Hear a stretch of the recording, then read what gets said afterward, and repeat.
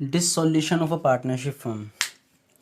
हम लोग जो आज बात कर रहे हैं आपका चैप्टर नंबर 8 की बात कर रहे हैं। पार्टनरशिप के बिल्कुल एंड वाले चैप्टर पर हम लोग आ गए हैं। हम लोगों ने फंडामेंटल्स देखे थे, गुडविल देखा, हमने change in profit sharing ratio देखा, एडमिशन देखा, रिटायरमेंट के साथ डेथ देखा हमने। ख़त्म कर रहे हैं फर्म को। डिसॉल्यूशन ऑफ अ फर्म क्या मतलब है, मतलब समझते हैं बिना किसी टाइम को वेस्ट करें। अब तक देखो हम जो चेंज सीख रहे थे, चेंज इन पीएसआर या एडमिशन, या आप क्या सीख रहे थे, रिटायरमेंट और death.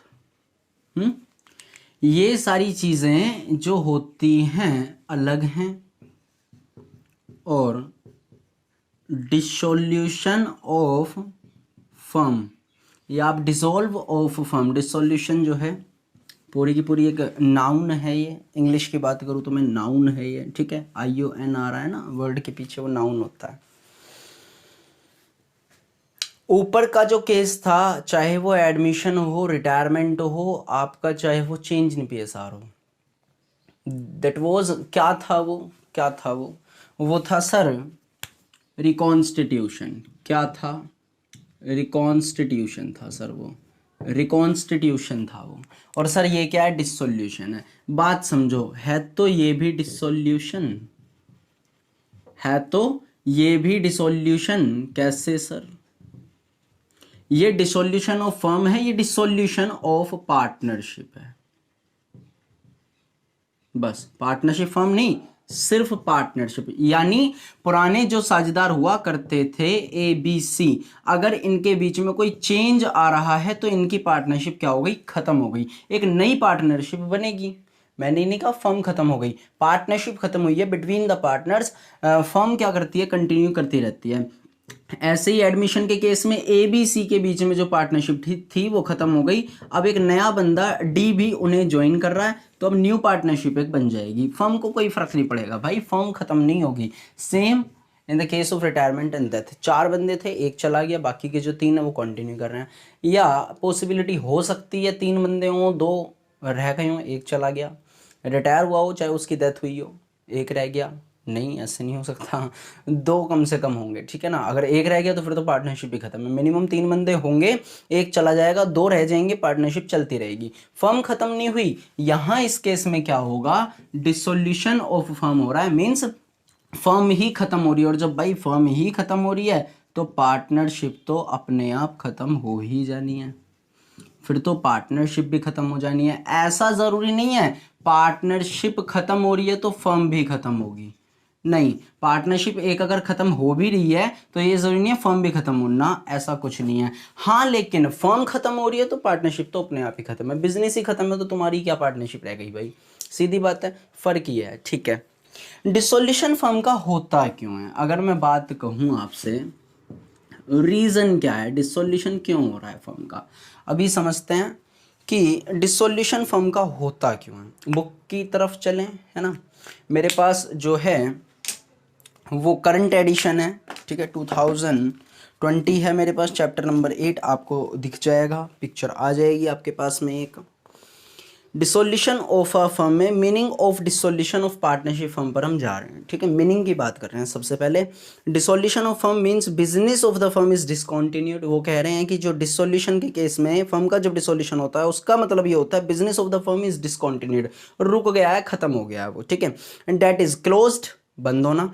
And the firm is wound up, wound up का मतलब होता है डिसॉल्व होना, मतलब खत्म हो जाना। वो अब बिजनेस हमने खत्म कर दिया। As the result economic relationship among the partners and, economically जो एक रिलेशन था फॉर द बिजनेस पर्पज वो क्या हो गया है? खत्म हो गया है, ठीक है। इतनी बात क्लियर है जी सर, आगे बढ़ते हैं। It is different from dissolution of the partnership. बात समझना, ये उससे अलग है। उससे किससे? डिसोल्यूशन ऑफ पार्टनरशिप से। मैंने यहाँ क्या वर्ड लिखा था? डिसोल्यूशन ऑफ पार्टनरशिप से अलग है ये। कैसे अलग है? विच मीन्स, जिसका मतलब हुआ करता था change in relationship among the partners but the firm continuous. मतलब ये कि हम चेंज कर रहे हैं किसके बीच में? पार्टनर्स के बीच में चेंज हो रहा है। वहाँ पर एक पार्टनरशिप खत्म हुई, दूसरी पार्टनरशिप बन गई। आप कह सकते हो पुरानी पार्टनरशिप जो थी वो खत्म हो गई, नई पार्टनरशिप एक बन गई, ठीक है। यहाँ क्या हो रहा है, डिसोल्व भी हो रहा है, क्या बिजनेस ही खत्म हो रहा है, बिजनेस खत्म तो पार्टनरशिप भी खत्म, ठीक है। लेकिन वहाँ क्या होता था, अगर एक पार्टनरशिप खत्म हो भी गई, दूसरी जो आएगी, अब नई जो पार्टनरशिप बनेगी बन जाएगी, ठीक है, चल रहा है वो प्रोसेस है, अकाउंटिंग ट्रीटमेंट वगैरह भी देखा था हम लोगों ने, उससे फर्म पर कोई इफेक्ट नहीं पड़ेगा, फर्म विल कंटिन्यू, ठीक है, इन्होंने लिखा हुआ भी है the firm continues according to the section 39 of the Indian partnership act 1932। ध्यान रखना, सेक्शन 39 कहता है dissolution of the firm means dissolution of partnership among all the partners in the firm. Dissolution अगर आप फर्म का करते हैं तो उसका मतलब क्या है, सब कुछ खत्म, फर्म में सब कुछ खत्म, पार्टनरशिप भी खत्म आपकी। डिसोल्यूशन ऑफ पार्टनरशिप में all the partners in the firm, खत्म वो भी। इन सच एन इवेंट, एक ऐसे इवेंट पर all assets of the firm are realised.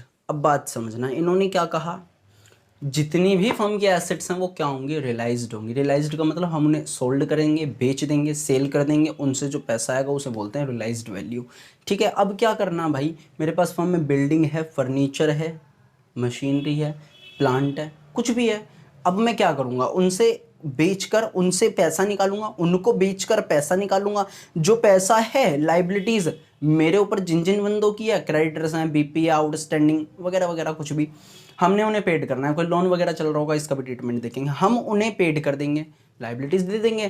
भाई हमने अपनी एसेट को सोल्ड करा, पैसे आए, हमने लाइबिलिटीज़ चुका दी, जो पैसा बचेगा बिटवीन द पार्टनर्स डिस्ट्रीब्यूट कर देंगे, बस इतना ही तो करना है, ठीक है। Are realise that is sold and liabilities are paid, ठीक है, लाइबिलिटीज को क्या करेंगे, हम पेड करेंगे। द बैलेंस इफ एनी, अगर उसके बावजूद भी कोई बैलेंस बचता है तो is paid to the partners in the settlement of their accounts, उनके अकाउंट को सेटलमेंट करने के लिए हम उन्हें दे देंगे, वो सीधी बात है। If there is shortfall in the meeting outside liabilities, अभी बताता हूँ, it is met by the partners from their private assets. Wow, वो ये कह रहे हैं एसेट्स आपने क्या करी, बेची, एसेट्स आपने बेच दी, ठीक है, सेल कर दी, क्या कर दी, सोल्ड, बिक गई। लाइबिलिटीज आपको पेड करनी है लेकिन आपके पास में फंड नहीं है। मान लो लाइबिलिटीज आपकी आ रही हैं 5 लाख की और एसेट्स आपकी बेच करके आई 4 लाख रुपए की, तो 1 लाख रुपए से शॉर्टफॉल हो गया। 1 लाख रुपए के शॉर्टफॉल को कौन बियर करेगा भाई, पार्टनर्स करेंगे, कौन करेंगे, पार्टनर्स करेंगे, ठीक है ना। कहाँ से करेंगे सर, अपनी प्राइवेट एसेट से करेंगे। अब क्योंकि जो बच रहा था बैलेंस वो तो उन्हें मिलने वाला है, लेकिन अब जो अगर शॉर्टफॉल हो गया यानी कि कुछ कमी रह गई, लाइबिलिटीज को चुका नहीं पाए हम, तो भैया सीधी बात है अपनी प्राइवेट एसेट से यानी कि अपनी पॉकेट से अब तुम्हें पैसे देने पड़ेंगे और तब हम लाइबिलिटीज को पेड करेंगे, ठीक है। चलिए मोड्स की बात करते हैं। मोड्स यानी टाइप्स माने प्रकार, प्रकार से मतलब क्या है, वो वाला प्रकार नहीं जो हम चलाते थे, वो वाली बात नहीं कर रहा।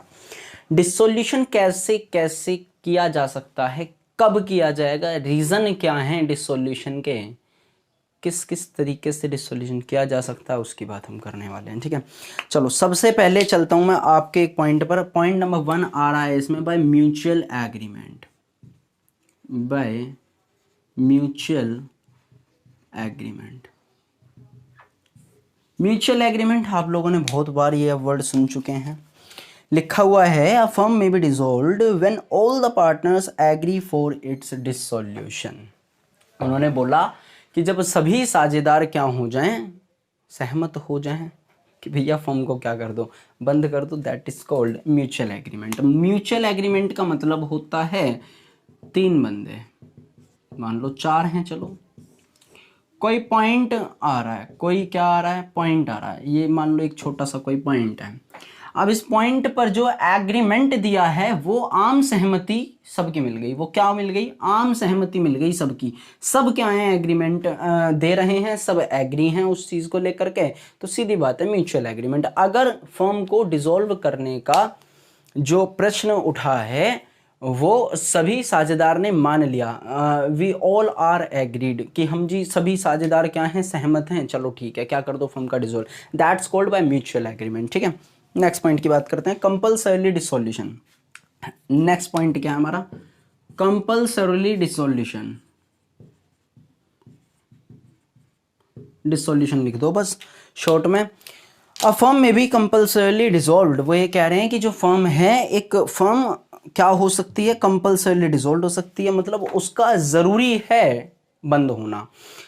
मतलब एक फर्म चल रही है, बढ़िया चल रही है, अर्निंग कर रही है, कोई अच्छी कोई दिक्कत नहीं है, चलो ठीक है, लेकिन ज़रूरी है उसका अब उसे फर्म को बंद कर दिया जाए। क्यों सर, ऐसा क्यों कर रहे हैं? 2 पॉइंट हैं। पहला पॉइंट क्या है, देखो जरा ध्यान से देखना। सेकंड में आप पॉइंट नंबर ए में जाओ। व्हेन ऑल द पार्टनर्स और ऑल द पार्टनर्स, क्या कहा इन्होंने, एक्सेप्ट वन बिकम इंसॉल्वेंट। या तो सभी साझेदार या एक को छोड़ के बाकी साझेदार, या तो सभी साझेदार ए बी सी डी 4 थे ना, या तो सारे के सारे, या एक को छोड़ दो किसी को, बाकी के 3 साझेदार जो थे, बाकी के साझेदार जो हैं वो क्या हो जाते हैं, बिकम इंसॉल्वेंट। दिवालिया निकल गया उनका भैया, इंसॉल्वेंट हो गए, मतलब वो क्या हो गए, बर्बाद हो गए। तो सीधी सी बात है, क्या कर दो, फर्म को भी डिसॉल्व कर दो। अब वो इस लायक नहीं है, इस कैपेबिलिटी में नहीं है कि वो फर्म में एज अ पार्टनर रहें। ठीक है, नेक्स्ट पॉइंट क्या है, point number B, when business of the firm becomes unlawful. हे भगवान, ये क्या करा तुमने, बिजनेस जो तुम कर रहे थे वो अनलॉफुली चला रहे हो बिजनेस को। अब वो क्या हो गया है, चल रहा था ठीक है, रजिस्ट्रेशन तुमने लिया नहीं लिया डजेंट मैटर, पार्टनरशिप का रजिस्ट्रेशन ज़रूरी भी नहीं होता है। हाँ ऐसा ही है, पार्टनरशिप का फर्म, जो पार्टनरशिप फर्म का रजिस्ट्रेशन होता है बिल्कुल भी कंपलसरी नहीं होता, मर्जी है करानी है कराओ, नहीं करानी मत कराओ, लेकिन तुम अनलॉफुल बिजनेस नहीं कर सकते पार्टनरशिप में। ठीक है ना, अनलॉफुल बिजनेस तो खैर करना भी नहीं चाहिए पार्टनरशिप में, क्या तो अगर तुम्हारा पार्टनरशिप का जो बिजनेस है वो क्या हो जाता है, अनलॉफुल, आप उसे चला रहे हैं, तो सीधी बात है भैया, कंपल्सरीली डिसोल्यूशन उसका करना पड़ेगा। तो उस केस में भी हम इसे यूज करते हैं। थर्ड पॉइंट की बात करते हैं, बाय नोटिस। नोटिस का क्या मतलब है, अगर पार्टनरशिप इच्छा पर थी, इच्छा का क्या मतलब है सर, बिना इच्छा के कोई काम होता है? हाँ बहुत सारे काम होते हैं। नलायक को सुनो, बात कर रहे हैं वो बाय नोटिस।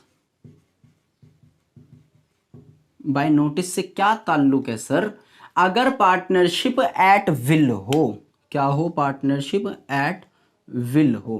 एट विल का मतलब क्या होता है सर, स्वेच्छा से। स्वेच्छा सर और थोड़ी सी हिंदी अच्छी करो। हाँ भाई अच्छी है ये, अपनी मर्जी से, अपनी मर्जी से। इस एट विल का मतलब क्या होता है, अगर पार्टनरशिप चल रही है एट विल पर, अगर पार्टनरशिप चल रही है अपनी मर्जी से, किसी को जाना है जाओ, किसी को बुलाना है बुला लो, लेकिन डिपेंड करता है आपको क्या देना पड़ेगा, उस केस में नोटिस देना पड़ेगा। ऐसे ही सेम केस डिसोल्यूशन में है, मतलब ये in case partnership is at will, अगर पार्टनरशिप एट विल पर है, अपनी मर्जी से चलाने वाले साझेदारों ने क्या कर रखा है, पार्टनरशिप को विल पर छोड़ा हुआ है। The firm may be dissolved by any partner, क्या करी जा सकती है, फर्म को डिसॉल्व करा जा सकता है बाय एनी पार्टनर, किसी भी पार्टनर द्वारा, giving notice in written to all other partners. कैसे करोगे, नोटिस दो बाकी अदर पार्टनर्स को, भैया फर्म को डिसॉल्व कर लो। क्यों कर लो, क्योंकि मेरी इच्छा है, पार्टनरशिप एज एट विल है तो भाई मैं अपनी मर्जी से ला सकता हूँ। ठीक है, ये डीड में लिखा हुआ होगा। ठीक है ना, उसने क्या करा, नोटिस दे दिया to all the other partners of his intention, अपनी इंटेंशन का, अपनी इच्छा का, to dissolve the firm. Section 43 कह रहे हैं इस बात को। ठीक है ना, तो एक पार्टनर ने क्या करा, नोटिस दे दिया, नोटिस रिटर्न में ही होगा ऐसे मत समझ लेना, नोटिस दिया उसने बाकी अदर पार्टनर्स को, भैया फर्म को डिसॉल्व कर दो, मेरी ऐसी इंटेंशन है, अपनी इंटेंशन को मैंने उसमें लिख दिया, उसका रीज़न वैलिड लगेगा तो कर दो पार्टनरशिप को ख़त्म। ठीक है, इसे कहते हैं हम बाय नोटिस। ठीक है, तो by mutual agreement, compulsory dissolution और बाय नोटिस। एक और समझते हैं, उसके बाद एक और समझेंगे, फिर ख़त्म करेंगे। On happening of an event, कोई ऐसा इवेंट हो गया, कोई ऐसा इवेंट हो गया, ऐसा ऐसा ऐसा ऐसा, सर क्या कर रहे हो, है ना 3-4 पॉइंट हैं इसमें इसलिए कर रहा हूँ भाई। कोई ऐसा इवेंट हो गया कि फर्म को डिसॉल्व करना है, कैसा इवेंट सर, पहला पढ़ते हैं, सुनो पहले देख लेते हैं।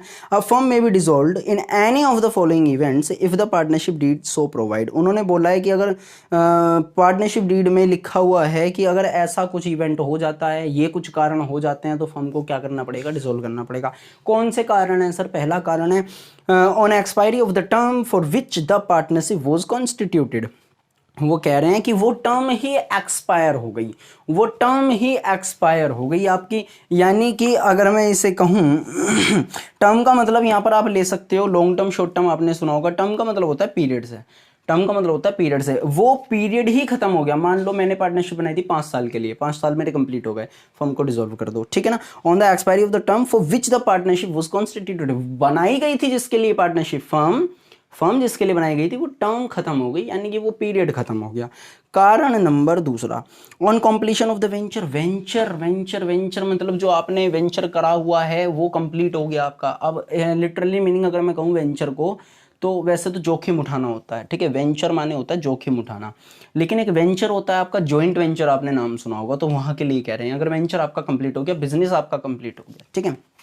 आगे, on death of a partner, किसी पार्टनर की मृत्यु पर, किस पर, मृत्यु पर, वो पार्टनर मर गया है, आपने डीड में लिखा हुआ है अगर कोई पार्टनर मर जाएगा तो हम फर्म को क्या कर देंगे, डिसॉल्व कर देंगे। तो अब भाई डिसॉल्व कर दो, एक ऐसा इवेंट हो गया जो इनमें से आ रहा है। अब यहाँ आ जाओ, पॉइंट नंबर 3 में क्या था, डेथ हो गई किसी पार्टनर की, फर्म को बंद करो, क्यों, क्योंकि हमने डीड में लिखा हुआ है, ठीक है।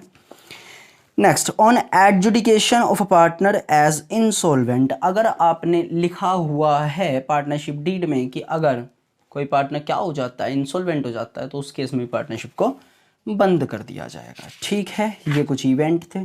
बात करते हैं नेक्स्ट एंड लास्ट पॉइंट की, डिसोल्यूशन बाय कोर्ट। सर क्या थ्योरी चलती रहेगी? नहीं बेटा, मेरी गंदी आदत है थोड़ी सी, मैं बेस क्लियर कराने की कोशिश करता हूँ।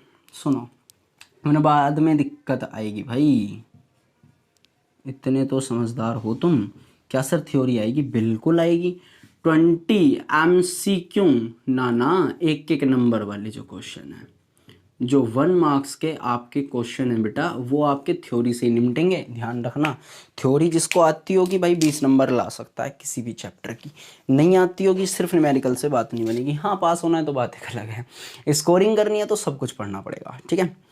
आओ जरा पॉइंट नंबर 5 और लास्ट पॉइंट पर, डिसोल्यूशन बाय कोर्ट। कोर्ट भी फर्म को डिसॉल्व करने के लिए नोटिस भेज सकती है, कह देगी जो कोर्ट है, हमारी जो कोर्ट है, कोर्ट समझते हो ना? हाँ सर, कोर्ट कौन नहीं समझता। झगड़ा हो जाता है, कहते हैं I will see you in court, मैं तुझे कोर्ट में मिलूंगा, चल बेटा घसीटूंगा मैं तुझे कोर्ट में। मीन्स ये तुमने कुछ ऐसा कर दिया कि जो पार्टनरशिप फर्म है वो बंद करनी पड़ेगी। क्यों क्यों करनी पड़ेगी? क्योंकि कोर्ट के ऑर्डर हैं भाई साहब। अब कोर्ट के ऑर्डर कौन नहीं मानेगा, ठीक है। चलो, कोर्ट में pass order for the dissolution of the firm when, court कब पास कर सकती है एक ऑर्डर को कि फर्म को डिसॉल्व कर दो? जब करेगी, कब करेगी? सर इसमें पॉइंट है, पहला पॉइंट है सर इसमें, अ partner becomes a person of unsound mind. Chapter number 1 में जाओ, मेरी वीडियो अगर तुमने देखी होगी तो मैंने तुम्हें फंडामेंटल ऑफ पार्टनरशिप में जब पार्टनरशिप की डेफिनेशन बताई थी तो बताया था unsound mind person can not be a partner of the partnership firm. बोला था अनसाउंड माइंड पर्सन, पागल व्यक्ति। गजनी मूवी देखी है आमिर खान की, 10 मिनट में ठीक, 10 मिनट में फिर खराब, ऐसा मतलब अनसाउंड माइंड पर्सन पागल व्यक्ति है भाई साहब। अगर कोई व्यक्ति पागल था पहले से ही तो तुम उसे पार्टनर ही मत बनाते, लेकिन बना दिया, बाद में हुआ पागल। हो जाता है ना, मैं ठीक हूँ, अब क्या पता मैं कल को पागल हो जाऊँ, है ना, हो सकता है। तुम चाह रहे हो क्या? नहीं, ऐसा मत करो यार। पार्टनरशिप फर्म में मैं इन्वॉल्व हूँ, लेकिन किसी कारणवश मैं क्या हो जाऊँ, अनसाउंड माइंड हो जाऊँ, तो मुझे फर्म से क्या होगा, निकाल दिया जाए, या तो नहीं निकालोगे तो कोर्ट ऑर्डर पास करेगी कि भैया फर्म को इसे बंद कर दो, ठीक है। Next point, a partner becomes permanently incapable of performing his duties as a partner. वही कह रहे हैं कि एक पार्टनर है, पागल तो नहीं हुआ लेकिन इनकैपेबल हो गया, क्षमता नहीं रही उसमें एज अ पार्टनर वर्क करने की, ठीक है। वो अपनी ड्यूटी को निभा नहीं पा रहा अब अच्छे से, या तो उस पार्टनर को निकाल दो फर्म से, नहीं निकालना तो भैया फिर क्या कर लो, फर्म को ही बंद कर लो। कौन कहेगी इस बात को? कोर्ट ऑर्डर पास कर सकती है इस केस में। Point number 3, a partner is found guilty of misconduct. Guilty का मतलब होता है अपराधी, ठीक है ना। Guilty of misconduct which is likely to adversely affect the business of the firm. वो ये कह रहे हैं कि अगर किसी पार्टनर ने मिसकंडक्ट कर दिया कोई, यानी कि कोई गुनाह कर दिया, मैं मतलब ऐसे ही समझ लो, लिटरली मीनिंग मिसकंडक्ट का ये फ्रेजल वर्ब की तरह यूज हो रहा है। मिसकंडक्ट कोई ऐसा कार्य है जो कि नेगेटिव वे में किया गया है। कंडक्ट मिस प्लस कंडक्ट, समझ रहे हो, मिस प्लस कंडक्ट, कोई ऐसा कार्य जो नेगेटिव वे में कर दिया गया, उसका जो अब अपराधी है वो तो तुम्हारा पार्टनर है, कोर्ट को बंद करना पड़ेगा भाई। ऐसे उल्टे सीधे काम थोड़ी करते फिर हो गया पब्लिक में, ठीक है ना। तो पॉइंट नंबर 3 में partner is found guilty, found मतलब मिल गया, कैसा मिल गया, वो गिल्टी मिल गया, अपराधी है किसका, मिसकंडक्ट का, which is likely to adversely affect the business of the firm, firm पर कहीं ना कहीं वो अफेक्ट कर रहा है। नेक्स्ट पॉइंट है पॉइंट नंबर डी में, partnership agreement is breached persistently by a partner और पार्टनर्स। वो ये कह रहे हैं ब्रीच्ड का मतलब आप यहाँ पर ले सकते हो, एक टर्म आती थी लॉ के अकॉर्डिंग आती थी, ब्रीच ऑफ कॉन्ट्रैक्ट। क्या आता था? Breach of contract. सर कब आता था? बाद का मैटर है, वो सीए लेवल है। मैंने पढ़ा हुआ है थोड़ा बहुत उस लेवल का, तो मुझे याद आ गया ये वर्ड। ब्रीच ऑफ कॉन्ट्रैक्ट होता है। ब्रीच ऑफ कॉन्ट्रैक्ट का मतलब कॉन्ट्रैक्ट जो तुम्हारे बीच में हुआ है उसको तोड़ देना। ब्रीच का मतलब टूट जाना, ठीक है। टूट जाना किसी पेन का नहीं, पेन के लिए जब टूट जाते हैं हम यूज करते हैं ब्रोकन, ठीक है। ब्रोक मतलब टूट गया, यहाँ यूज कर रहे हैं ब्रीच। ब्रीच ऑफ कॉन्ट्रैक्ट, लिखित में जो आपने कोई एग्रीमेंट किया हुआ था, दैट्स कॉल्ड कॉन्ट्रैक्ट, वो आपने तोड़ दिया। इनकार कर रहे हो भाई साहब आप, तुम्हारे हमारे बीच में कुछ वादा हुआ था, मिलेंगे, ऐसे वाला नहीं। बिजनेस को लेकर के कोई तुम्हारे हमारे बीच में वादा हुआ, तुमने उसे रिटन में नोट करा, वो कॉन्ट्रैक्ट था। कॉन्ट्रैक्ट को आप चलाने के लिए आपने इनकार कर दिया, that's called breach of contract. उस केस में भी क्या होगा? पार्टनरशिप फर्म बंद करनी पड़ेगी। कौन कह रही है इस बात को? कोर्ट कह रही है इस बात को। Next point, court finds dissolution of the firm justified. ये कैसा पॉइंट हुआ सर? कोर्ट ने कोई कारण ऐसा देख लिया, कौन सा कारण? कोई भी कारण, कि अगर हम इस फर्म को बंद कर देते हैं तो वो जस्टिफाइड होगा। जस्टिफाइड मतलब न्यायपूर्वक होगा। ये सही होगा कि फर्म को बंद कर दिया जाए, दूसरी चीज को ना करा जाए। दूसरी मतलब कि तुम्हारी पब्लिक में कोई झगड़ा चल रहा है, पब्लिक का फर्म के साथ कुछ झगड़ा चल रहा है, पब्लिक ने कोर्ट में केस डाल दिया, जस्ट एन एग्जांपल, ठीक है। पब्लिक ने कोर्ट में केस डाल दिया। अब बेटे कोर्ट में केस गया, कोर्ट वालों ने देखा, थोड़ा बहुत केस वगैरह लगी, तारीखें लगी, सारी बात, कोर्ट ने फाइनल डिसीजन करा, भाई ठीक है, हमें नहीं पता कारण क्या है, लेकिन तुम्हारी अगर हम फर्म को बंद कर दे तो वो न्याय माना जाएगा, ठीक है, जस्टिफाइड हो रही है, फर्म को क्या कर दो? बंद कर दो। फिर से पढ़ देता हूँ। कोर्ट फाइंड्स, कोर्ट ने फाइंड करा, मिल गया उसे एक तरीके से, या उसने क्लियर कर दिया कि डिसोल्यूशन ऑफ द फर्म जो है वो जस्टिफाइड है, ठीक है ना। चलो next and last, the business of the firm can not be carried on accept at a loss. वो ये कह रहे हैं बिजनेस जो है ना फर्म का, can not be carried on accept at a loss. वो ये कह रहे हैं नुकसान को छोड़ करके व्यापार नहीं करा जा सकता। मतलब आप ये कहें कि सिर्फ प्रॉफिट होता रहे, लॉस ना हो, तो ऐसे तो व्यापार नहीं करा जा सकता, ठीक है। हमारे ये पॉइंट क्लियर हुए सब। ये पॉइंट थे आपके डिसोल्यूशन बाय कोर्ट के, ठीक है। तो मोड या टाइप में आप किन्हें रख सकते हो कि म्यूचुअल एग्रीमेंट द्वारा भी खत्म करी जा सकती है पार्टनरशिप फर्म, और कंपलसरी डिसोल्यूशन हो सकता है, नोटिस के द्वारा हो सकता है, कोई इवेंट ऐसा हो जाए कि हमें अब करना पड़ेगा, डीड में लिखा हुआ हो। ऊपर के 4 पॉइंट सब कुछ कोर्ट से अलग हैं। कोर्ट में, कोर्ट के द्वारा जो ऑर्डर पास हो सकता है वो हमारे 6 केसेस में हो सकते हैं, वो 6 केस मैंने आपको करा दिए, ठीक है। उसके बाद में difference between dissolution of a firm and dissolution of partnership, वो आपको खुद देखना, खुद देख लेना। नेक्स्ट क्लास में हम लोग बात करेंगे सेटलमेंट ऑफ अकाउंट्स की। सेटलमेंट ऑफ अकाउंट्स की क्या होता है, कैसे होता है, अकाउंटिंग ट्रीटमेंट देखेंगे हम नेक्स्ट वाले लेक्चर में। सर कितने अकाउंट बनाने हैं, क्या है, मैं अभी नहीं बता रहा हूँ, काफ़ी लंबी वीडियो आई थिंक हो चुकी है, तो भाई नेक्स्ट लेक्चर का इंतज़ार करो, ठीक है। चलिए मिलते हैं नेक्स्ट वीडियो में। थैंक यू बच्चों।